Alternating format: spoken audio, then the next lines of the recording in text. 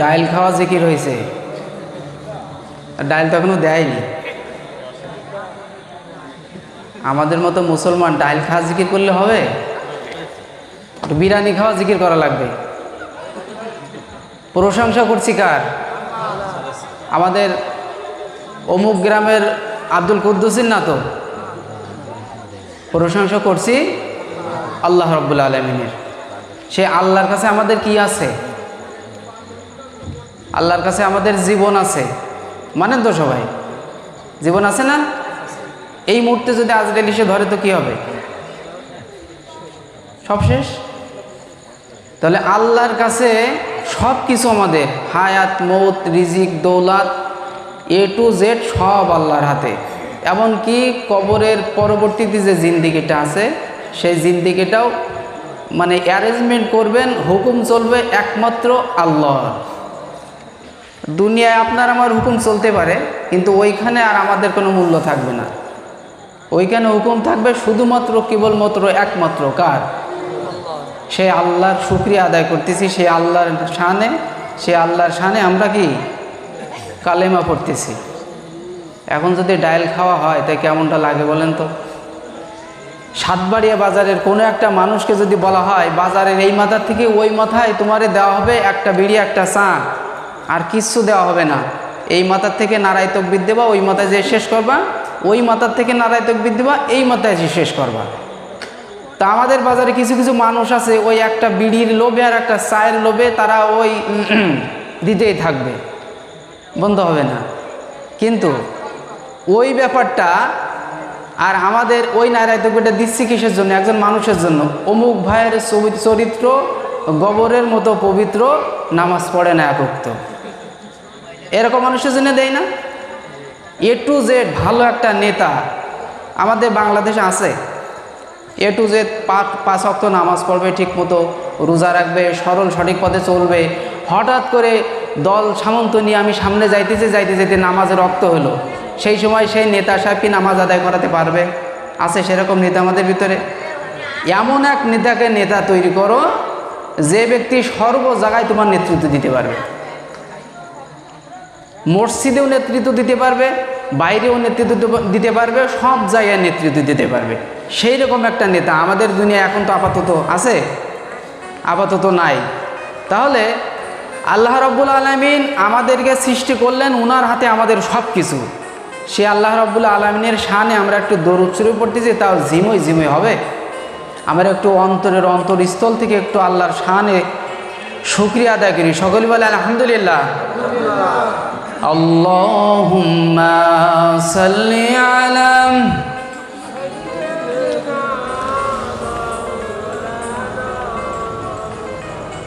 ওয়া আলা আলি সাইয়্যিদিনা।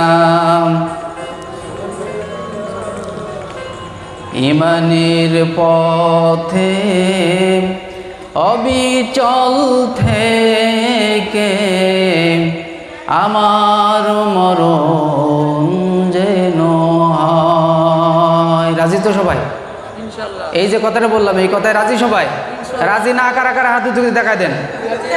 রাজি না আপনি? আপনিও রাজি না? ও ভুল করে হাত উঁচু করছেন, যাক আলহামদুলিল্লাহ। বুঝা গেল উনি ওয়াজ শুনতেছেন, অন্তরের থেকে হাত উঁচু করে দিয়েছে, যাক আলহামদুলিল্লাহ। সকলে বলে আলহামদুলিল্লাহ। ঈমানের পথে অবিচল থেকে আমার মরণ যেন হয়, তোমারই কাছে মিনতি আমার, তোমারই কাছে মিনতি আমার, মহামহিম দয়াময়।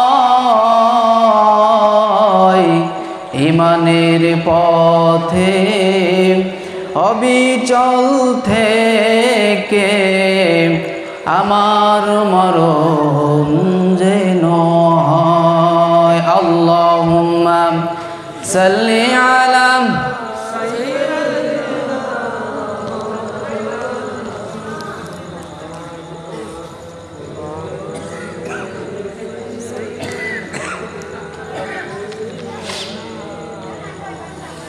মাঝে মাঝে মনে হয় কিসের আনন্দ,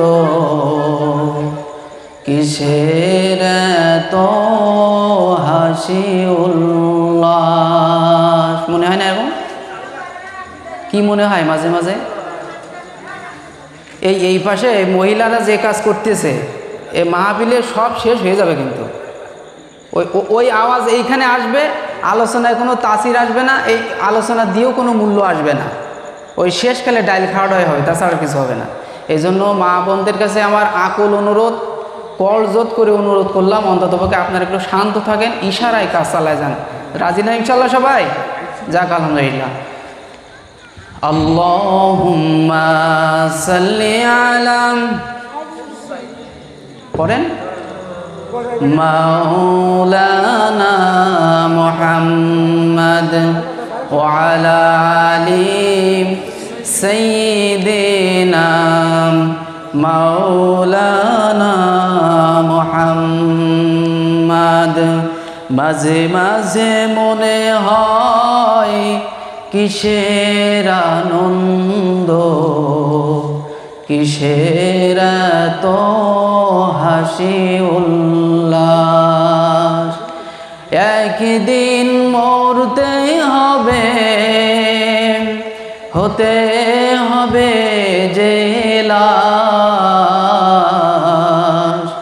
মাঝে মাঝে মনে হয় কিসের আনন্দ, কিসের এত হাসি উল্লাস। লা ইলাহা ইল্লাল্লাহ, লা ইলাহা ইল্লাল্লাহ।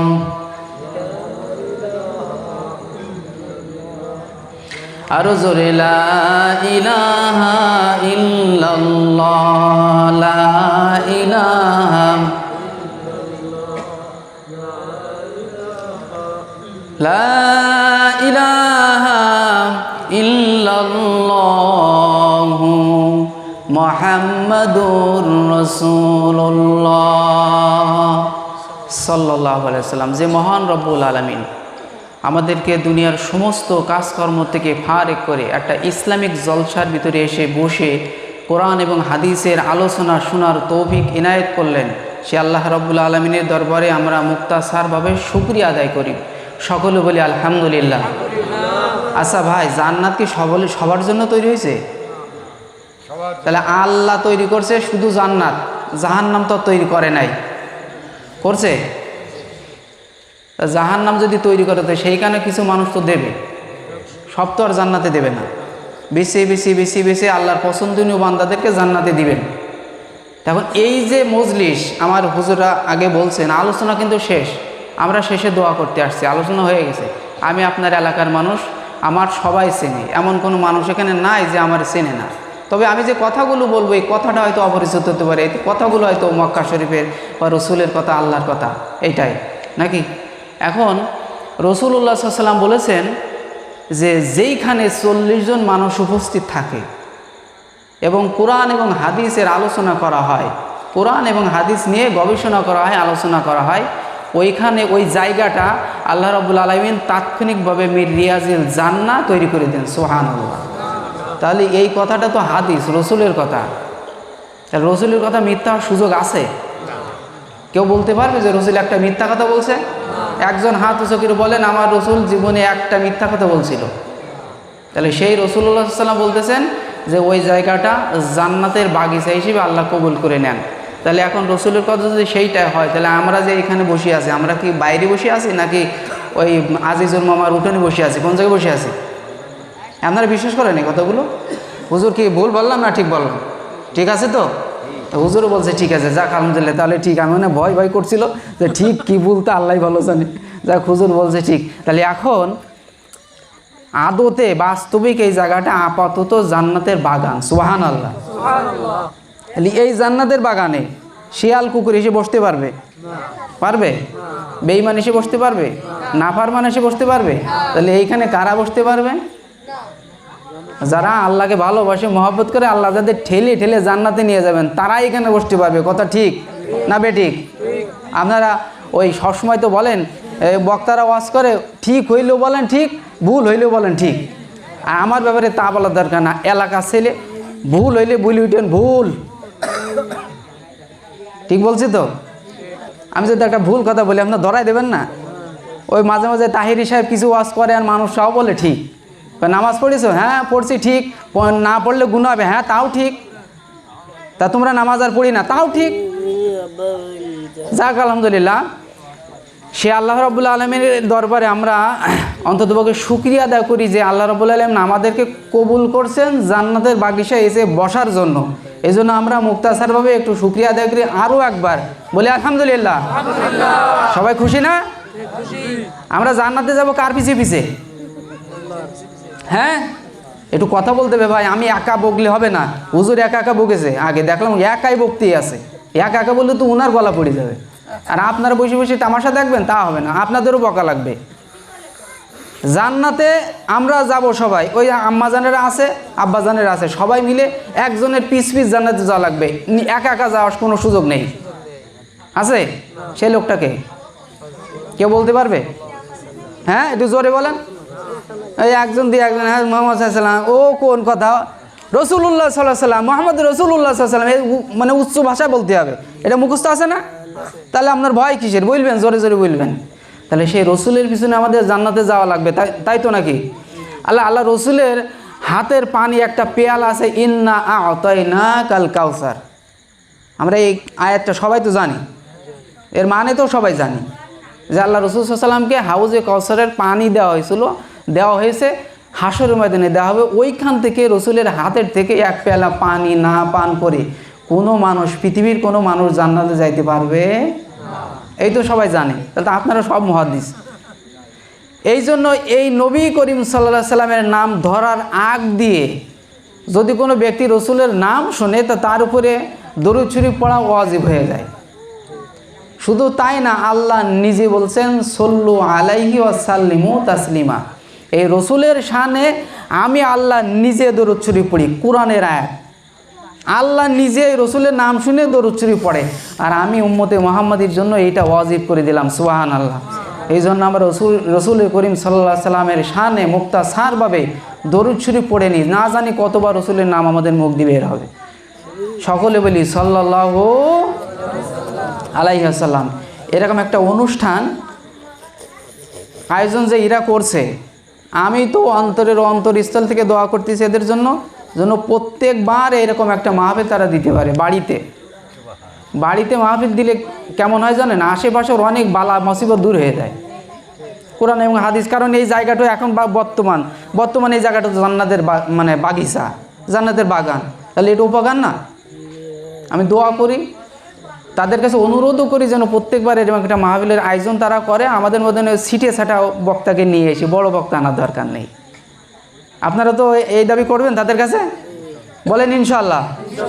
ইনশাল্লাহ। যাক, খুশি হলাম আলহামদুলিল্লাহ। আমি মহিলাদের এখানে দেখছি যে পর্দার ভিতরে হলো পুরুষরা আর মহিলারা হলো বাইরে, কিন্তু মহিলার সংখ্যা বেশি। আমি শুনছি, দেখি না, ওখানে যাইনি। তাহলে ওয়াজ যে শুধু পুরুষদের সম্পর্কে করব তা তো হবে না, মহিলাদের নিয়েও কিছু কথা বলতে হবে। মা বোনেরা 7টা জিনিস যদি মেনে চলে তাহলে তারা নিঘাত জান্নাতি। তাদেরকে মানে কোনোভাবে জান্নাত থেকে সরায় আনা যাওয়া যাবে না। তারা এমনিতে জান্নাতে চলে যাবে যদি 7টা জিনিস তারা খেয়াল করে চলে। আপনারা সবাই এই কথাগুলো শুনতে কি রাজি আছেন? এই 7টা জিনিস আজকে ইনশাল্লাহ বলবো। আমি জানি যে এই এলাকার মহিলারা যারা আসছে এই এলাকাতেই বাসা, অনেক দূরের থেকে মনে আসে নাই, আসছে। আর আপনারা যারা সামনে বসে আছেন, আমি খেয়াল করে দেখতেছি এই সব মানুষের বাড়িওয়ালা, এইসব মানুষের মেয়ে, আম্মা, তারাই তো এখানে আছে নাকি? তাহলে আমি এক ঢিলে 2 ফাঁকি মারব। আল্লাহ রসুল সাল্লাম মিরাজের রজনীতে গিয়েছেন, যাওয়ার পরে দেখছেন জান্নাতের ভিতরে, আবার দেখতেন জাহান্নামের ভিতরে। জাহান্নামের ভিতরটা এখন বলি যে আমরা সবাই জানি জাহান্নামের ভিতরে আল্লাহ রসুল সাল্লাম যখন দৃষ্টিপাত করলেন, দেখলেন অধিকাংশ মহিলারা সব জাহান্নামের ভিতরে হাবুডুবু কাছে আগুনের ভিতরে পড়তেছে। এই আজাব, ওই আজাবের, মানে বিভিন্ন ধরনের আজাবের ভিতরে তারা লিপ্ত আছে। রাসূলুল্লাহ সাল্লাল্লাহু আলাইহি সাল্লাম জিবরিল আমিনকে ডেকে বলতেছেন, জিবরিল ভাই, আমার উম্মত এই যে দোজকের ভিতরে অধিকাংশ সব মহিলা, কারণটাকে আমি তো বুঝলাম না। আমার আম্মাজানরা তো খুব ভালো, তাহলে এরা তো জাহান্নামের ভিতরে কেন? আপনাদের জানতে মনে চায় না কেন জাহান্নামের ভিতরে? আর এই ওয়াজটা যদি আমি এই জায়গায় করে দিই, বলি, আমার মনে হয় কালকে আমার এই পাড়ায় আর আসা হবে না। ওই মহিলারা ঝাঁটা নিয়ে ওই রাস্তায় দাঁড়ায় থাকবে, হুজুর এই ওয়াজ করিয়েছে, বিটাকে ঠেলায় আমাকে আর বাড়ি থাকা হচ্ছে না। তা আপনাদের উপকার হবে, তাদের হয়তো ক্ষতি হবে। তা হোক, তা তো আমার সমস্যা না। কারণ হক যে কথাটা, সঠিক যে কথাটা আমারে যে কারণে এখানে নিয়ে আসছে, সেই কারণটা আজকে ইনশাল্লাহ বলবো। সবাই আপনারা শুনবেন তো ইনশাল্লাহ? কত সময় শুনবেন বলেন তো? আজকে এখন আমারে উঠাইছেন 11টার সময়, তো 10টায় দিতেন তাহলে 12টার ভিতরে শেষ করে দিতাম, মানে কিছু আলোচনা ইনশাল্লাহ হইতো। আর আমারে এখন উঠাইছেন 11টার সময়, সামনে আর বেশি গভীরে তোবার করা ঠিক না। তাহলে আপনারা কত পর্যন্ত থাকবেন আমি ঘড়ি ধরে হিসাব করি, সেই অনুযায়ী আলোচনা করবো ইনশাল্লাহ। কত মতো থাকবেন বলেন? একজন বলেন তো। মানে ওই খানা না খেয়ে চলে যাবেন কারা কারা? হাতে চোখে দেখেন তো। একটা মানুষ হাত নাই, খানা না খেয়ে যাবে না কেউ? এই মামারে বলি দিও যেন আজকের এই খানা আজকে 3টের সময় দেয়, এর আগে যেন না দেয়, তাহলে তো আর কেউ যাবে না। যাক, আলহামদুলিল্লাহ, আল্লাহ আমাদের কবুল করুক। আল্লাহ যেন আমাদের সঠিক বুঝার তৌফিক দান করে। সকলে বলে আল্লাহুম্মা আমিন। আমরা একটু জিকির করে নি, লা ইলাহা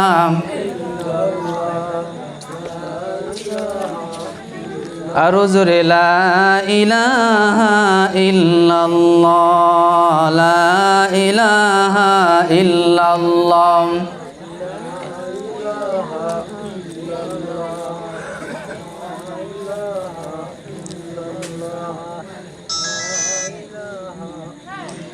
লা ইলাহা ইল্লাল্লাহু মুহাম্মাদুর রাসূলুল্লাহ সাল্লাল্লাহু আলাইহি সাল্লাম। আল্লাহ রাব্বুল আলামিন বললেন, ওমা আরসালনাকা ইল্লা রাহমাতাল লিল আলামিন। আমি আল্লাহ রাব্বুল আলামিন এই নবীকে দুনিয়ার ভিতরে পাঠিয়েছি শুধুমাত্র কিসের জন্য? তোমাদের জন্য রহমত স্বরূপ। কার জন্য রহমত? আমাদের জন্য রহমত স্বরূপ। কার জন্য রহমত? এই আমাদের জন্য রহমত সৃষ্টি করে পাঠিয়েছেন আমার নবীকে। আপনার আমার নবীকে দুনিয়ার ভিতরে কেমন ধরনের রহমত, সেই রহমত সম্পর্কে আমরা একটু আলোচনা করব, শুনবো। আমার নবী আমাদের জন্য কেমন রহমত, আমার নবী ওই মহিলাদের জন্য কেমন রহমত, আমার নবী সাধারণ মানুষের জন্য কেমন রহমত, নেতার জন্য কেমন রহমত, আমরা একটু জানবো ইনশাল্লাহ। জানতে রাজি না সবাই? রসুল আমরা যে এমন একটা নবী পেয়েছি যে কথা বলে শেষ করা যাবে না। এমনকি পূর্বের জামানায় যেসব নবীরা ছিল, সেই নবীরা আল্লাহর কাছে সরাসরি দরখাস্ত করছে, বলছে, আল্লাহ আপনি আমার নবী থাকার দরকার নেই, আমি আর নবী থাকবো না, আমি ওই রসুলের উম্মত হব। কি হব? উম্মত হব। আমার নবীর মান কম, যার কারণে ওই নবীরা আমার নবীর উম্মত হইতে চাইছে। নাকি কম? বেশি না? আমার নবীর উম্মত হবে। এমনকি ঈসা রুহুল্লাহ, যে ব্যক্তি মরা মানুষ জ্যান্ত করে দেখাইতে পারতেন, সেই ব্যক্তি আল্লাহর কাছে দরখাস্ত করলেন, আল্লাহ আপনি আমার আর নবী থাকার দরকার নেই, আপনি আমার একটা কাজ করেন, আমার বিশ্বনবীর উম্মত বানায় দেন। দরখাস্ত কি কবুল হয়েছিল? হ্যাঁ, দু একটা কথা বলেন না ভাই, কবুল হয়েছিল?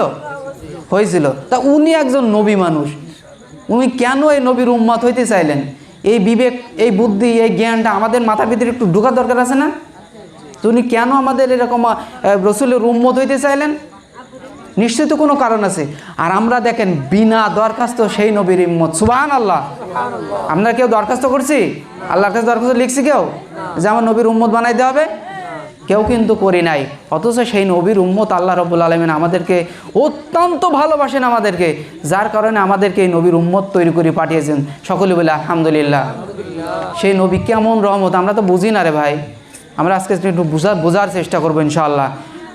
কিভাবে বুঝবো যে রসুল আমাদের কোন নবীর উম্মত আমরা হয়ে আসছি রে ভাই? সেই জিনিসটা আমরা আজকে একটু বুঝবো, আর সেই রসুলের পিস আমরা একটু যাওয়ার চেষ্টা করবো ইনশাল্লাহ। সকলে বলে ইনশাআল্লাহ। এটা জিকির করে নি, লা ইলাহা লা ইলাহা ইল্লাল্লাহ, লা ইলাহা ভাই আপনারা এই এই এই ভাইটা বলতেছে আর সবাই মুখ বন্ধ করে বসেছেন, ভাই এটা হলো নবীর শানে বেয়াদবি, এই কাজটা করবেন না। শুধু তাই না, আমাদের এই আলোচনা মনে করছেন এই আলোচনা এইখানে হচ্ছে, এইখানে সীমাবদ্ধ না, এই আলোচনা সারা বিশ্বের মানুষ এখনই দেখছে, এখনই দেখছে। এটা শুধু আমাদের এইখানে সীমাবদ্ধ না, এটা সারা পৃথিবীর মানুষ দেখছে। এমনকি মালয়েশিয়া থেকেও কিছু মানুষ আছে ওইখানে কমেন্টের ভিতরে করছে, লাইভ চলতেছে। শুধু আমরা এখানে একা না, সারা বিশ্বের একটা পরিবেশ নিয়ে আমরা এখানে বসে আসছি। সকলে বলে আলহামদুলিল্লাহ। লা ইলাহা ইল্লাল্লাহ,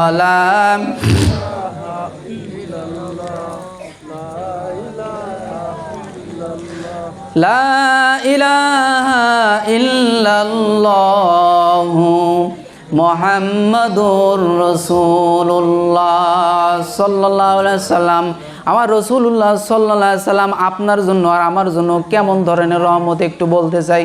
সম্মানিত হাজিরিন, এমন রহমত যে রহমতের নবী নিজের 63টা বছর জিন্দেগি শেষ করে দিলেন, কোনোদিন নিজের পেটের দিকে তাকান নাই, নিজের মুখের দিকে তাকান নাই, নিজের বিবি বাল বাচ্চার দিকে তাকান নাই। সর্বসময় উনি বলতেছেন উম্মতি উম্মতি উম্মতি, অর্থাৎ আপনারা আর আমরা, এই আপনি আর আমি, এই হলো উম্মতি। এই উম্মতির জন্য আল্লাহ রাসূলুল্লাহ সাল্লাল্লাহু আলাইহি সাল্লাম জীবনের সব কিছু শেষ করে দিলেন, শুধুমাত্র কেবলমাত্র আপনার জন্য আর আমার জন্য। সম্মানিত হাজিরিন, আল্লাহ রাব্বুল আলামিন এই রাসূলুল্লাহ সাল্লাল্লাহু আলাইহি সাল্লামকে আমাদের ভিতরে পাঠিয়ে দিলেন শুধুমাত্র আমাদের জন্য রহমত স্বরূপ। কেমন রহমত, সেই রহমত সম্পর্কে একটু বলার চেষ্টা করব ইনশাআল্লাহ। আল্লাহ যদি তৌফিক দেয় আমরা এই রহমত নিয়ে একটু আলোচনা করার জন্য চেষ্টা করব।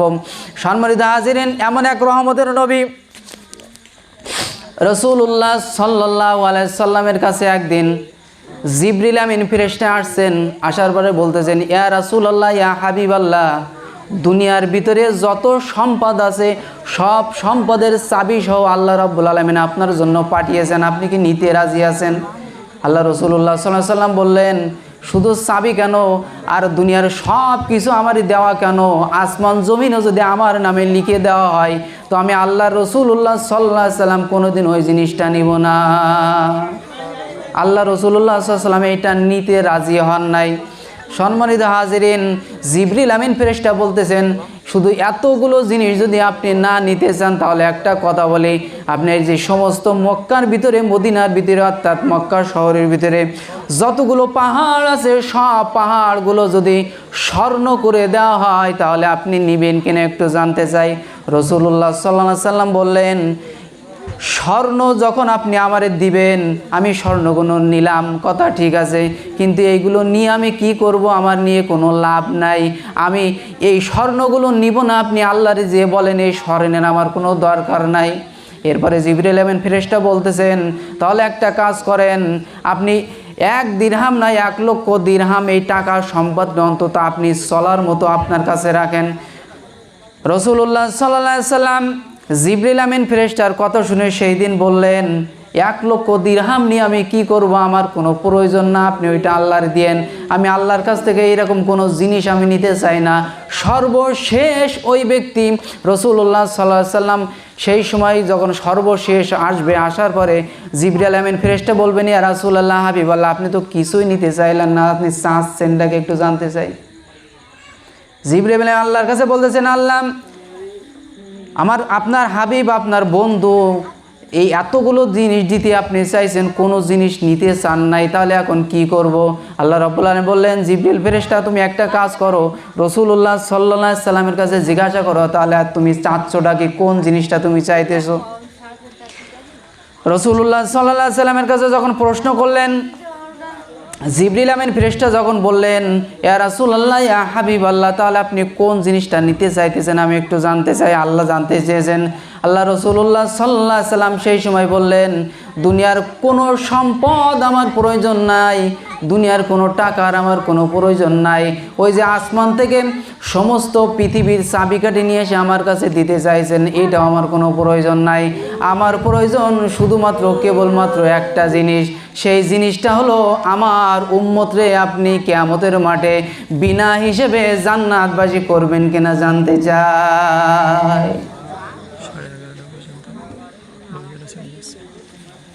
সম্মানিত হাজিরিন, আল্লাহ রাব্বুল আলামিনের কথা, সে রাসূলুল্লাহ সাল্লাল্লাহু আলাইহি সাল্লামের কথা শুনে আল্লাহ রাব্বুল আলামিন অত্যন্ত খুশি হয়ে গেলেন আর বললেন, রাসূলুল্লাহ সাল্লাল্লাহু আলাইহি সাল্লামকে বলে দিলেন, ইয়া রাসূলুল্লাহ, ইয়া হাবিবাল্লাহ, আপনি যেই জিনিসটা চাইছেন আমি আল্লাহ রাব্বুল আলামিন অত্যন্ত পরিমাণে খুশি হয়ে গেছি।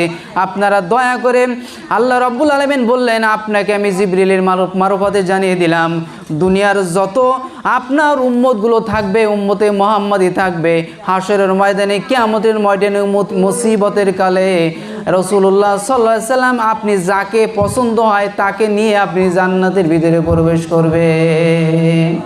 ওয়া মা আরসালনাকা ইল্লা রাহমাতাল লিল আলামিন। আল্লাহ বললেন, এ রাসূলুল্লাহ সাল্লাল্লাহু আলাইহি সাল্লাম আপনাদের জন্য, আমাদের জন্য রহমত। তাহলে কোন ধরনের রহমত? দুনিয়ার এমন কোনো নেতা পাওয়া যাবে না যে নেতা আপনারা নিয়ে জান্নাতে যাইতে পারবে। দুনিয়ার কোনো বন্ধু আপনি পাইবেন না যে বন্ধু আপনারা নিয়ে জান্নাতে যাইতে পারবে। দুনিয়ার কোনো ভালোবাসার স্ত্রীও আপনি পাইবেন না যে স্ত্রী আপনারা নিয়ে জান্নাতে যাবে। দুনিয়ার কোনো সাধারণ বন্ধু বান্ধবীও পাইবেন না যে সেই ব্যক্তি আপনার সুপারিশ করে নিয়ে জান্নাতে যাবে। এই জন্য আল্লাহ রাব্বুল আলামিন বললেন, ওয়া মা আরসালনাকা ইল্লা রাহমাতাল লিল আলামিন। এই রাসূলুল্লাহ সাল্লাল্লাহু আলাইহি সাল্লামকে আমি উম্মতে মুহাম্মাদের জন্য রহমত স্বরূপ দুনিয়ার ভিতরে পাঠিয়েছি। কোন ধরনের রহমত হিসাব করে দেখছেন? 11:30 শেষ করার কথা বলছে। হ্যাঁ, 11:30 শেষ করে দেবো নাকি সমস্যা কোনো? নাকি চলে যাচ্ছে? তাহলে যে মহিলা যে ওয়াজ করতে চাইছিলাম সেইটা একটু করে শেষ করে দিই তাহলে নাকি? আসলে রাত্রিবেলায় অনেক রাত্রে তো আমাকে ওঠানোর দরকার ছিল অনেক আগে, যেগুলো হয়ে গেছে অনেক রাত্রিবেলায়। যাক, আলহামদুলিল্লাহ, আমি মহিলাদের সম্পর্কে কিছু একটু কথা বলি, তা নাহলে ওরা মাহরুম হয়ে যাবে। একটু জিকির করি, লা ইলাহা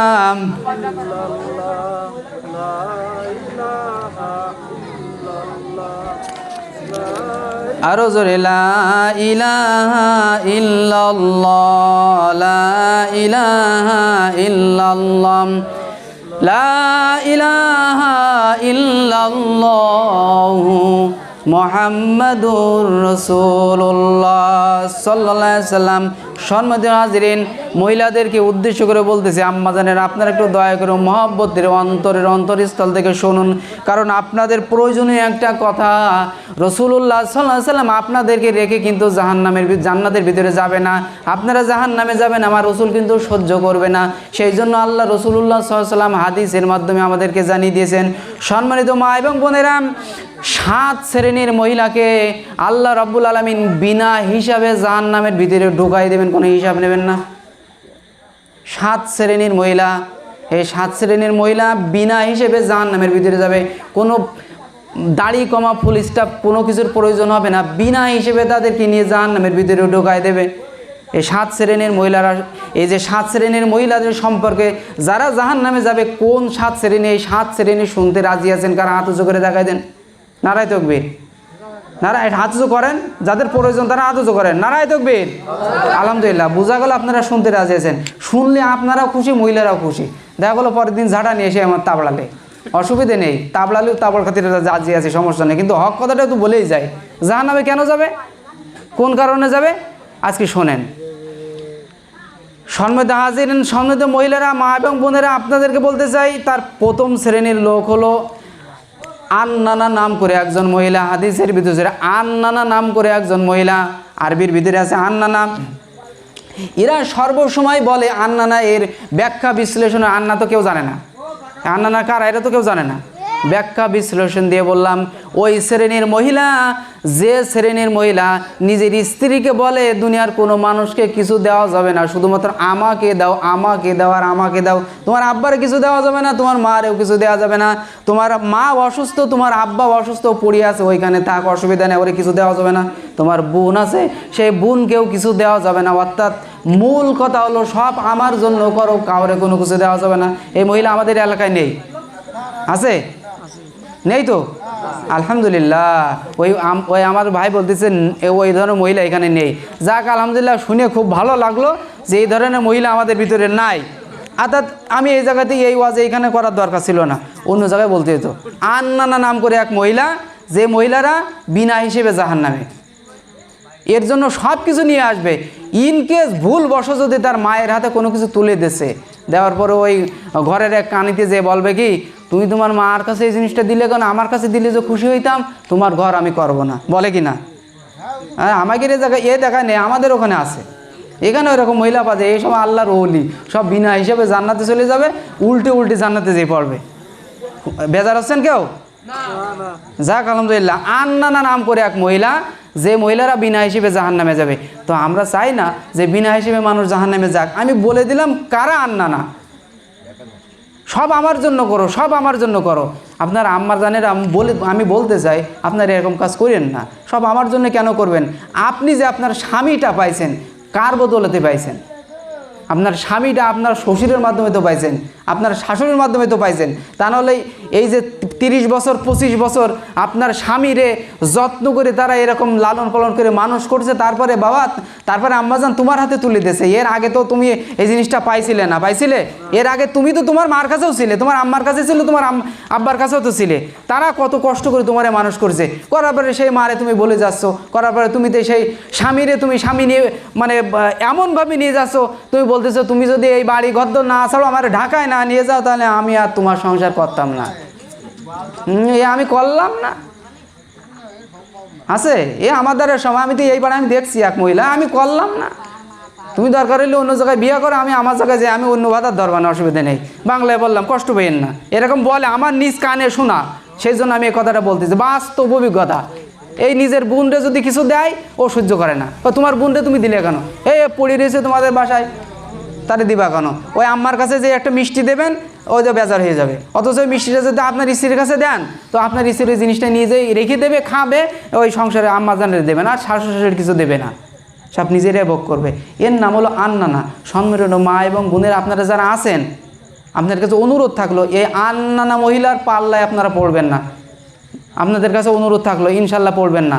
যাক আলহামদুলিল্লাহ। 2 নম্বর হলো মান্নানা। মান্নানা, মান্নানা মহিলা, মান্নানার ব্যাখ্যাটা কি? 2 নম্বর হলো মান্নানা মহিলা। এই মহিলাদের ব্যাখ্যা হলো যে স্বামীরে সর্বসময় খোঁটা দেয়, তার নাম হলো মান্নানা। কষ্ট পাচ্ছেন আপনারা? যদি কেউ কষ্ট পেয়েন তা আপনারা বললেন ভাই কষ্ট পাচ্ছি, আমি আলোচনা শেষ করে দেবো ইনশাল্লাহ। এটা প্রয়োজনীয় জিনিস, এই এলাকার খুব প্রয়োজনীয় জিনিসটা, শুধু এই এলাকার না, সমস্ত বিশ্বের মানুষের এই জিনিসটা প্রয়োজন। স্বামীরে স্বামী হিসেবে মানে এরকম মানুষ আমাদের বাংলাদেশে খুব কম। আর এইখানে কথা তো বাদই দিলাম। আপনারা কি খুশি না বেজার? অখুশি হচ্ছেন না তো? 2 নম্বর হলো খুঁটা দেওয়া মহিলা। সর্বসময় স্বামীকে খুঁটা দেয়, তোমরা এই জিনিসটা করলে কেন? এই যে সারা জীবন এত কষ্ট করেছি, কথা ঠিক আছে, আজকে যে তোমার এই এমন একটা কাজের জন্য খোঁটা দিয়ে দেবে, সারাদিন তোমার জন্য ওই মাঠে খেটে নিয়ে আসবে না, মাঠে খেটে নিয়ে বাসায় যখন আসবে, আসার পরে বলছে আমার জন্য একটা চটপটি কিনে নিয়ে আসবো, আমার জন্য 1 কেজি জিলাপি কিনে নিয়ে আসবো, আমার কাছে একজন মিষ্টি কিনে নিয়ে আসবো। বাই চান্স যদি না নিয়ে আসে, ভুল করবে, ওই দেখবেন মানুষ সারাদিন কষ্ট করে ওই টাকা নেওয়ার জন্য বসে থাকে, ওই যে ভাটার টাকা হোক যে টাকাগুলো বসে থাকে, রাত 12টা 1টাও বেজে যায় টাকা নেওয়ার জন্য। এই টাকা নেওয়ার পরে বাসায় আসবে, দেখলাম হাতে কিছু নাই, বাড়ি আসার পর হ্যাঁ তোমার এমন জিনিস আনতে বলছিলাম, তুমি আনো নাই, খোঁটা দেওয়া শুরু হয়ে গেছে। হ্যাঁ, টাকা তো দেয়, অথচ অফিসটি কিন্তু টাকা দেয়নি। এই যে খোঁটাটা আপনি দিলেন, ওই যে সারাদিন কষ্ট করলো মা, এটা আপনার জন্য করছে, এটা অন্য কারোর জন্য করে নাই, আপনার জন্য করছে। এরকম ধরনের খুঁটা দেওয়া কাজ হাদিসের ভিতরে আসছে, সরাসরি একটা খুঁটা দেওয়া। এই খুঁটা দেওয়া কাজ আপনারা কোনো সময় আপনার স্বামীর সঙ্গে করবেন না। যদি করেন, ফি নারি জাহান্নামা খালিদিনা ফিহা, বিনা হিসেবে আল্লাহ আপনারা জাহান্নামের ভিতরে ঢুকাই দেবে। বুঝতে পারছি তো সবাই ইনশাল্লাহ? 3 নম্বর কি? 3 নম্বর হলো হান্নানা। হান্নানা মহিলা, এই চুপ করো, কথা বলে না। হান্নানা মহিলা 3 নম্বর মহিলা। হান্নানা মহিলা এরা কারা? এরা সবসময় দেখবেন যে এক শ্রেণীর মহিলারা আছে, স্বামীর থেকে খেদমত করায় নাই, স্বামীর থেকে খেদমত করায় নাই, অথচ স্বামীকে উচিত ছিল খেদমত করানো, উচিত ছিল না সেইটা, কিন্তু সেটা করে না। মহিলারা ওই স্বামীর থেকে খেদমত দিতে চায়, কিন্তু স্বামীকে খেদমত করে না। এরকম মহিলা আছে না আমাদের ভিতরে? সম্মানিত হাজিরিন, আমার আম্মা জানেরা আপনাদেরকে উদাত্ত আহ্বান জানিয়ে বললাম, আপনার স্বামীকে আপনি যত্ন করবেন, আদর করবেন, ভালোবাসা করবেন, সব কিছু করবেন, তার কাছ থেকে নেওয়ার আশা আপনার করার দরকার নেই। হ্যাঁ, তবে যদি আপনার এই উজ্জুব করে যদি কোনো স্বামী আপনার ভালোবাসা দেয়, অর্থাৎ আপনার গা টিপে দেয়, পা টিপে দেয়, তো আলহামদুলিল্লাহ। আর যদি না দেয়, জোর করার কোনো দরকার নাই, অর্থাৎ স্বামীর কাছ থেকে আদর পেয়ে নেওয়ার জোর করে আদায় করা আপনার দরকার নাই। আমারও দেখেন একটা মহিলা আছে, এক শ্রেণীর মহিলা আছে, এরা কী করে জানেন? সম্পূর্ণ কাজ করবে পুরুষে, আর স্ত্রী বাসায় বসে বসে খাবে, কোনো কাজ করবে না। যদি বলে রান্না করতে কয়, বাড়ি কাজের লোক সেট করে দাও, আমি পারবো না। আছে না এরকম? কি শেষ করে দেবো? হ্যাঁ, আছে এরকম মহিলা। একটু আগে দিলে ভালো, তাই না? আমারও তো হিসেবে ঘুম আসতেছে, চোখ আটকায় আসতেছে আমার। আর মানুষটা আসলে চলে যাবে, কারণ কি এখন কি এখন ওই রকম ধরনের পরিবেশ না, একটু বড় সড়ো পরিবেশ হইতো, তাহলে একটা জিনিসটা হয়তো।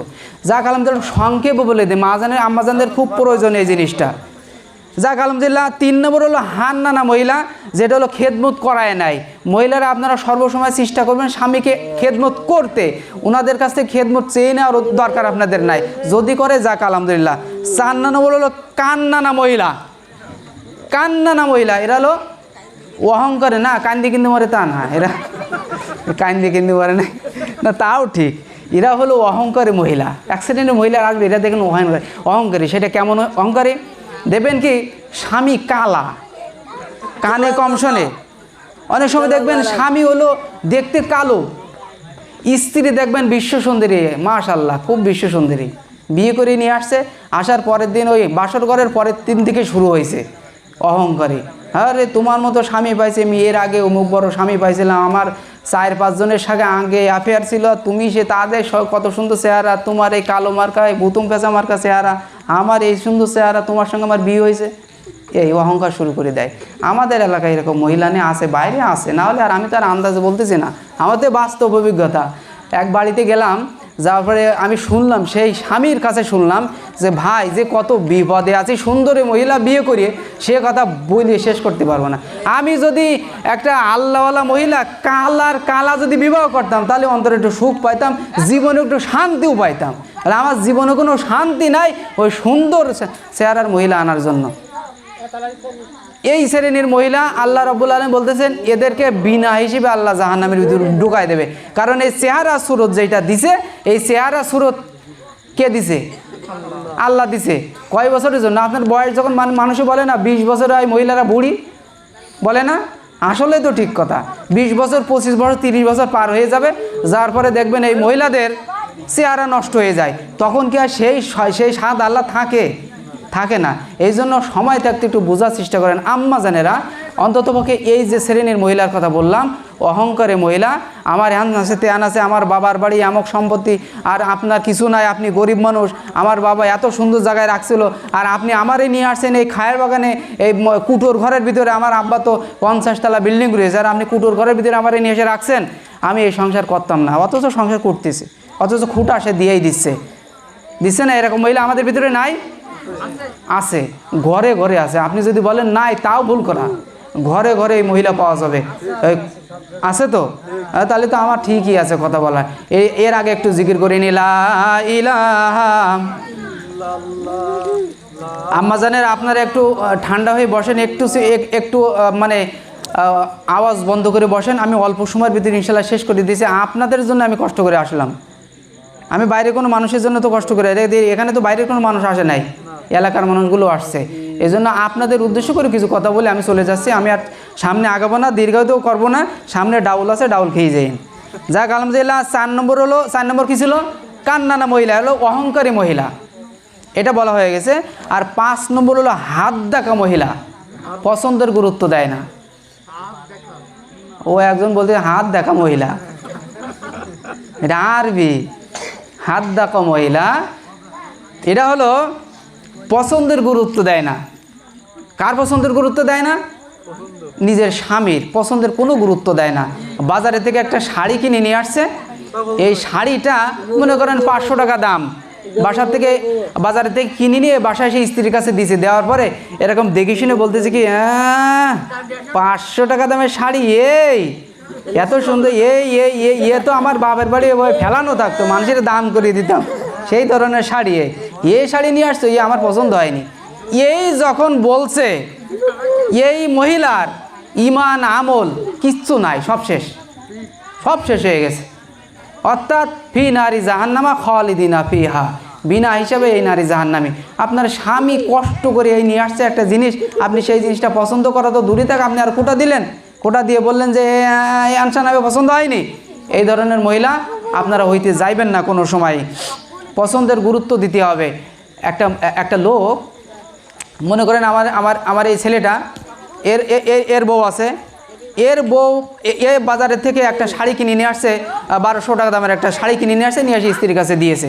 দেওয়ার পরে আমার স্ত্রী এর বাসায় গেছে মনে করেন, যাওয়ার পরে ওই শাড়িটা দেখছে, দেখার পরে বলতেছে যে এই যে এমন এক সুন্দর শাড়ি আমি দেখিয়ে আসলাম তোমার অমুকের বাড়ি, তোমার বন্ধুর বাড়ি, ওই রকম শাড়ি তো জীবনে আমারই কিনে দেওয়া নাই। বলতেছে ওই রকম শাড়ি জীবনেও কিনে দেয় নাই, অথচ আমি আমার বউর শাড়ি কিনে দিয়েছি 2000, 2200, 2500, 3000 টাকা দামের শাড়ি, ওর এইটা পছন্দ না, ওর ওই 1100 টাকা দামের শাড়ি পছন্দ হয়েছে। আছে না এরকম মহিলা? যাক আলহামদুলিল্লাহ বাড়ি চলে আসছে, আসার পরে আমার যখন বলছে স্বামী গো আমি অমুক বাড়ি দেখে আসলাম, তোমার এক বন্ধু ছিল, সে বন্ধুর বাড়ি গেছিলাম, যাওয়ার পরে দেখলাম একটা শাড়ি, কত সুন্দর একটা শাড়ি, মনে হয় 50,000 টাকা দাম। খেয়াল করে দেখলাম না ওইটা দাম মাত্র 1000 টাকা। আমি সেই সময় বললাম আমি বাজার থেকে তোমার জন্য 2500 টাকা দিয়ে একটা শাড়ি কিনে নিয়ে আসছি, তাহলে ওই 1100 টাকা দাম বেশি নয়, 2500 টাকা দাম বেশি। বললো না তুমি মিথ্যা কথা বলো, ওই শাড়ি 2500 টাকা দাম, ওই শাড়ি তো 500 টাকা দাম, অথচ এটা 2500 টাকা দামের শাড়ি। আসে না এরকম? হয় আপনাদের ভিতরে? হয় না?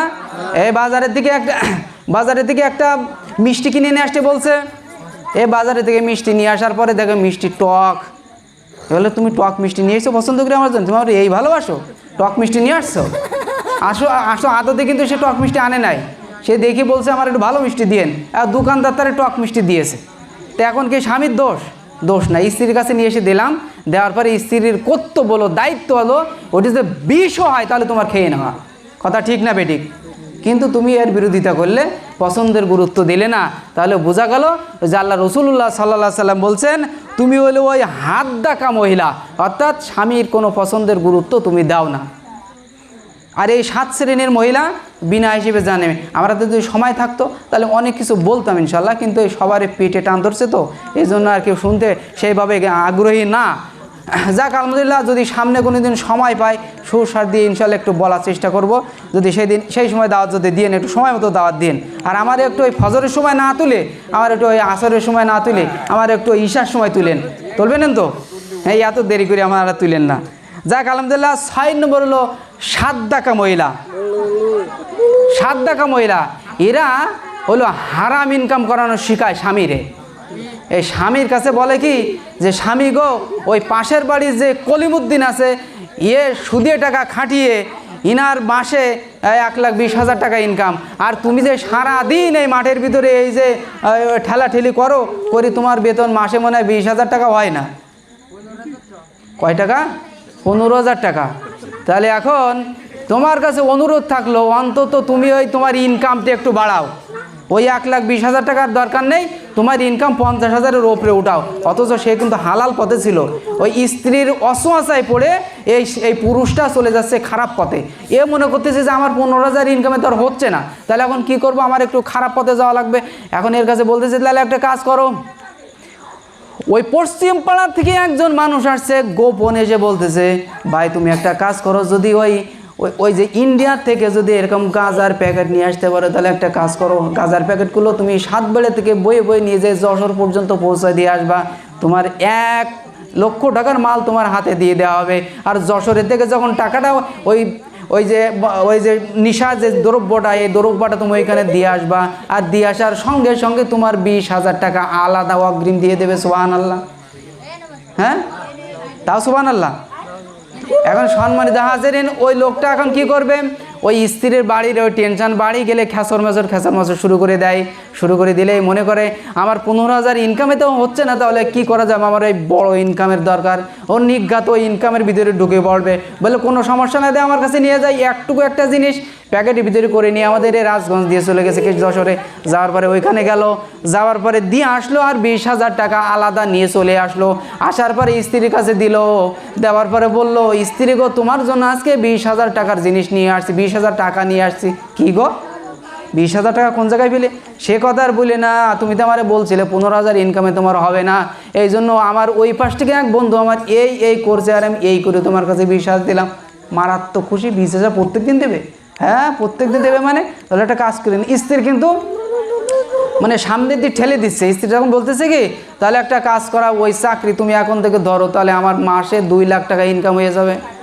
তাহলে ওই পুরুষটা খারাপ হলো কিসের জন্য? কার কারণে? শুধুমাত্র বাড়ির স্ত্রীর কারণে। সম্মানিত মা এবং বোনেরা, আপনার কাছে অনুরোধ থাকলো এই রকম ধরনের চাপ, এই ধরনের প্রেশার আপনার স্বামীকে আপনি দিবেন না।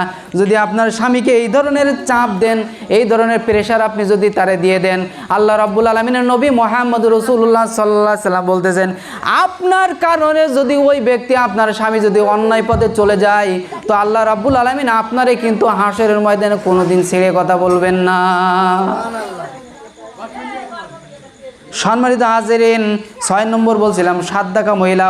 বিস্তারিত বললে আমার সময় লাগবে 2-3 ঘন্টা, কিন্তু বিস্তারিত হয়নি। যাক আলহামদুলিল্লাহ। 7 নম্বর হলো বাররাকা মহিলা। এই বাররাকা মহিলার কথা যদি আমি এখন বলি, তা অধিকাংশ মহিলা দেখবেন এর ভিতরে পড়িয়ে যাবে। আমার এই এলাকায় পড়বে কিনা জানি না, ভালো করে খেয়াল করে শোনেন।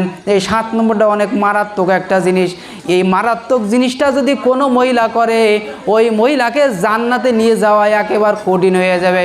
অর্থাৎ জাহান্নামের দৌড় গোড়ায় সে পৌঁছে যাবে, জীবনে সে জান্নাতে যাইতে পারবে না। এই বাররাকা মহিলা হলো সেই ধরনের মহিলা, যে মহিলা স্বামীর গায়ে বিনা বিচারে, বিনা কারণে স্বামীর গায়ে হাত উঠায়। আছে এরকম ধরনের মহিলা আপনাদের ভিতরে? কার কার বাড়ি হাতে আছে? হাত উঁচু করে দেখা দিন। আমার বাড়ি আছে, আমার বউ আমার ধরে পিটাই। আছে কেউ? মানে থাকলেও তো হাত উঁচু করবে না, অথচ আপনারা বলতেছেন ঠিক, তাহলে বোঝা গেল এখানে আছে। আর আমিও জানি এখানে আছে, নিজের স্বামীকে ধরে ধরে পিটাই। সম্মানিত হাজিরিন, ওই মহিলারা কিন্তু গেজর শুরু করে দিয়েছে। এরা কিন্তু সেইভাবে শুনতেছে না, কারণ শুনলে কিন্তু বিপক্ষে চলে যাবে। এই জন্য আপনারা ভালো শুনতেছেন, যাক শুনেন। বাড়িতে আপনারা ওই কানে কানে বললেন, যে সকল মহিলারা স্বামীকে ধরে ধরে পিটাবে, ওই ধরনের মহিলারা জীবনে জান্নাতে যাইতে পারে না। আপনার স্বামী যদি আপনার উপরে বেরাজ থাকে, আপনার উপরে যদি খুশি না থাকে, আপনার জীবনে জান্নাতে যাওয়া সম্ভব হবে না। রাসূলুল্লাহ সাল্লাল্লাহু আলাইহি ওয়াসাল্লাম বলতেছেন, যদি কোনো স্ত্রী, যদি কোনো স্বামী স্ত্রীর সম্পর্কে যদি বলে ভালো, তো ওই স্ত্রী ভালো। আর যদি কোনো স্ত্রী তার স্বামী সম্পর্কে বলে যে ওই স্ত্রী, ওই স্বামী ভালো, তাহলে ওই স্বামী ভালো। সার্টিফিকেট তার নিজের স্বামীর কাছে, সার্টিফিকেট তার নিজের স্ত্রীর কাছে। এখন ওই ব্যক্তি যদি বলে আমার স্ত্রী আমারে ধরে ধরে পিটায়, এই কথা যদি বলে, তাহলে এখন মান সম্মান তো কোন জায়গায় যাবে? আর কবরের ভিতরে যাওয়ার সঙ্গে সঙ্গে আযাব শুরু হয়ে যাবে। সম্মানিত হাজিরিন, এই ধরনের যে মহিলাগুলো আছে, এই মহিলারা বিনা হিসেবে কিন্তু জাহান্নামের ভিতরে চলে যাবে। এই জাহান্নামে, এই বিনা হিসেবে জাহান্নামে যাইতে কিছু কেউ চাইবে? কেউ চাইবে না। শেষ একটু জিকির করি, লা ইলাহা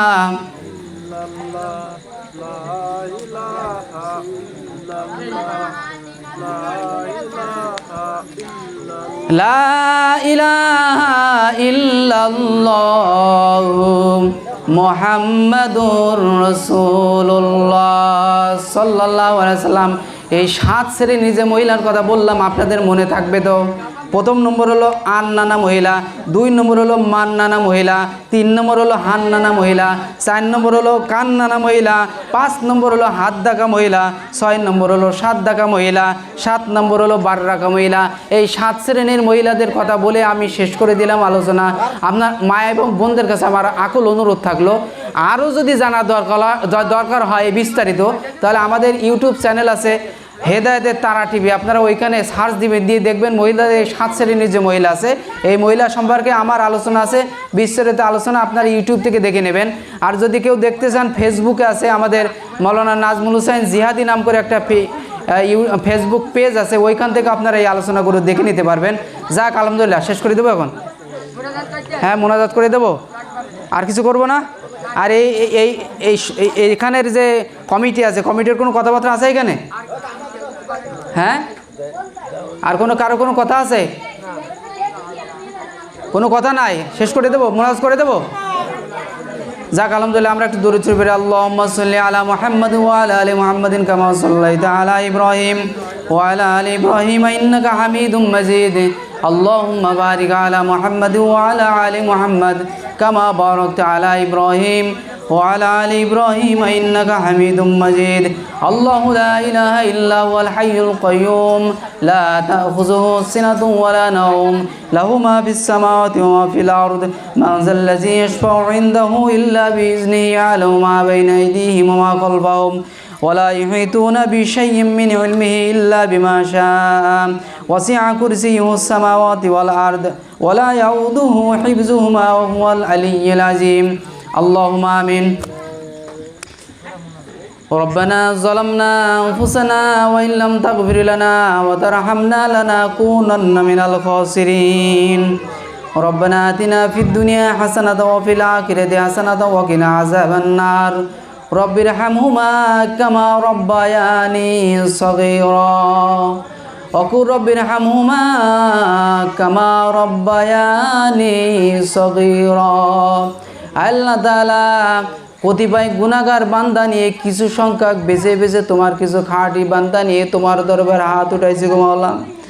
আল্লাহ তাআলা আমাদের জীবনের যদি কোনো গুনাহের খাতা থাকে গো মাওলা, আমাদের গুনাহের দিকে না তাকায়া আমাদের সওয়াবের দিকে হলেও আমাদের সওয়াবের দিকে তাকায় আমাদের তুমি মাফ করে দাও। আল্লাহ তাআলা এই গভীর রজনীতে তোমার কাছে দুইখানা হাত উঠাই দিলাম গো আল্লাহ।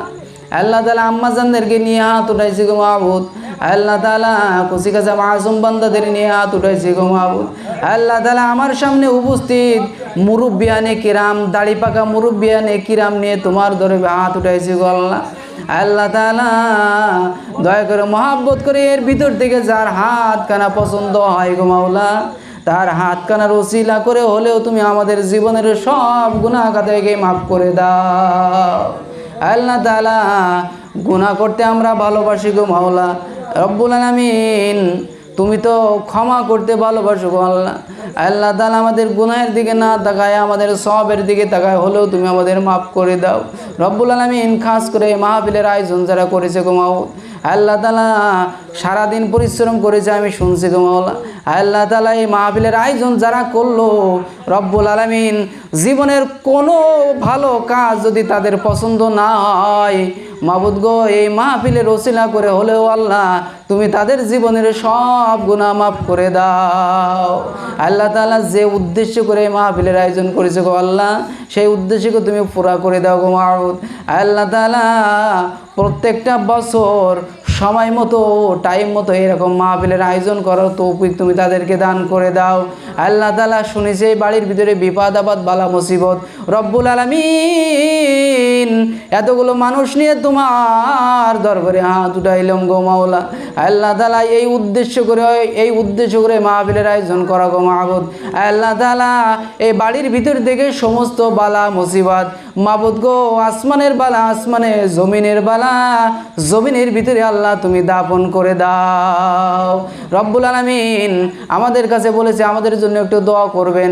আল্লাহ তাআলা এরা তো বোঝে না, এই কারণে বলছে যে বাড়ির ভিতরে যে মানুষটার ভিতরে রোগ বালা মুসিবত দেওয়া থাকে, আল্লাহ গো তুমি তো নবীর মাধ্যমে বলে দিয়েছো সেই মানুষটাকে তুমি বেশি পছন্দ করো, এই জন্য বেশি বেশি পরিমাণে রোগ দিয়ে তারে তুমি পরীক্ষা নাও।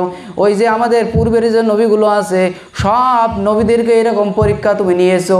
এই জন্য এক নবী ছিলেন, সেই নবীর আল্লাহ শেষ পর্যন্ত জঙ্গলের ভিতরে তারে ফেলে দিয়ে আসছিল।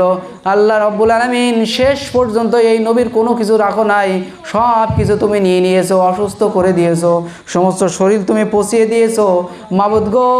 সেই বুঝটা এদেরকেও বোঝার তৌফিক তুমি দান করে দাও। এরা যে পরীক্ষা আল্লাহ তুমি যাদের পরীক্ষা নিচ্ছ সেই পরীক্ষা বোঝার তৌফিক তুমি এদের দান করে দাও। আল্লাহ রাব্বুল আলামিন তোমার কাছে খাস করে দোয়া করলাম গো মাওলা, আল্লাহ তাআলা শুধু বুঝার তৌফিক না, এই অনুযায়ী আমল করার তৌফিক তুমি এদেরকে দান করে দাও। আল্লাহ তাআলা আমরা যারা ওয়াজ শুনতে আসলাম মাবুদ গো সকলকে তুমি ক্ষমা করে দাও গো মাবুদ। আল্লাহ তাআলা মহিলাদেরকে 7 শ্রেণীর মহিলাদের সম্পর্কে যে আলোচনাটা করলাম, রব্বুল আলামিন তোমার নবীর শান মান নিয়ে যে আলোচনাগুলো করলাম মাবুদ গো, সময় যদি থাকতো আরো বেশি বেশি আলোচনা করতাম গো আল্লাহ। আল্লাহ তাআলা মহিলারা জাহান্নামের ভিতরে যাক সেই জিনিসটা আমরাও চাই না, তোমার নবীও চায় না মাবুদ। আল্লাহ তাআলা যে 7 শ্রেণীর সম্পর্কে বললাম, আমার আম্মা জানেরা বসে বসে 2 হাত তুলে তোমার কাছে হাত উঠাই দিয়েছে গো মাওলা। আল্লাহ তাআলা আমার মায়ের জাতি আছে, আমার বোনের জাতি আছে মাবুদ গো, এই 7 শ্রেণীর মহিলা থেকে আল্লাহ তুমি আমার সমস্ত আম্মা জানদেরকে হেফাজত করো গো মাবুদ। আল্লাহ তাআলা এই অনুযায়ী আমল করার তৌফিক তুমি আমার আম্মা জানদেরকে দিয়া দাও গো মাবুদ। আল্লাহ তাআলা মাত্র 3টা জিনিস দিয়েছো, যে 3টা জিনিস করলে মহিলারা জান্নাতের ভিতরে যাইতে পারবে। তার প্রথম হলো ওই স্বামীর খেদমত ঠিক মতো যদি করতে পারে তাহলে তারা জান্নাতে চলে যাবে। আল্লাহ গো এই আম্মা জানদেরকে তুমি সেই জিনিস বোঝার তৌফিক দান করে দাও। আল্লাহ গো খাস করে আরও একটু দোয়া করলাম গো মাবুদ, তোমার রাসূলুল্লাহ সাল্লাল্লাহু আলাইহি সাল্লাম বলে দিয়েছেন ওই মহিলাদেরকে বলে দাও, আমার রাসূলুল্লাহ সাল্লাল্লাহু আলাইহি সাল্লামের মাধ্যমে বলে দাও, রাসূলুল্লাহ সাল্লাল্লাহু আলাইহি সাল্লাম বলে দিয়েছেন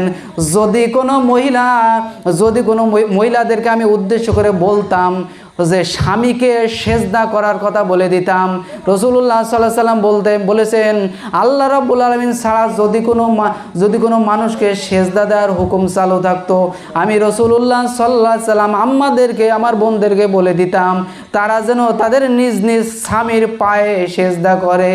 এত মর্যাদা স্বামীদেরকে দেওয়া হয়েছে। রাসূলুল্লাহ সাল্লাল্লাহু আলাইহি সাল্লাম বলছেন রব্বুল আলামিন তোমার কাছে খাস করে বলি এই জিনিসটা আমার আম্মাজানদেরকে বোঝার তৌফিক দান করে দাও, স্বামীর পায়ের তলে স্ত্রীর বেহেশত, এই জিনিসটা বোঝার সমস্ত তৌফিক তুমি আমার সকল আম্মাজানকে দিয়ে দাও গো মাবুদ। রব্বুল আলামিন আমি অদমকে আল্লাহ তুমি কবুল আর মঞ্জুর করে নাও। আমি নিয়ত করেছি এরপরের থেকে যে জীবনগুলো আমি পার করব সমস্ত জীবনগুলো আল্লাহ আমি তোমার রাস্তায় দেওয়ার নিয়ত করেছি গো মাবুদ। আল্লাহ তাআলা এতগুলো মানুষ নিয়ে তোমার কাছে হাত উঠাইলাম গো মাওলা। আল্লাহ কো দয়া করে মহব্বত করে আজকের গভীর রজনীতে আমার দোয়াখানাকে আল্লাহ তুমি কবুল এবং মঞ্জুর করে নাও। আল্লাহ তাআলা তোমার পথে যেন চলতে পারে সেই তৌফিক আল্লাহ তুমি আমার সহ দান করে দাও। সুবহান রাব্বিকা রাব্বিল ইজ্জাতি আম্মা ইয়াসিফুন ওয়াসসালামুন আলাল মুরসালিন আলহামদুলিল্লাহি রাব্বিল আলামিন। মাফ করো মাওলা মোদের আরো মাফ করো গো মাওলা যারা ঘর বেঁধেছেন কবরে, আরো মাফ করো গো মাওলা তোমার দয়াল নবীর খাতিরে।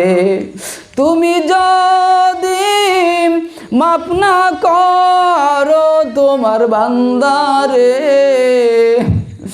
বলো তোমার বান্দা যাবে এখন কার কাছে? উপায় নাই রে, উপায় নাই রে, উপায় নাই তোমার রহমত বিনে বান্দার কোনো উপায় নাই। রব্বুল আলামিন মৌতের সময় জবানের ভেতর জারি করে দিও কলেমা লা ইলাহা ইল্লাল্লাহু মুহাম্মাদুর রাসূলুল্লাহ সাল্লাল্লাহু আলাইহি ওয়াসাল্লাম। আসসালামু আলাইকুম ওয়া রাহমাতুল্লাহি ওয়া বারাকাতুহু।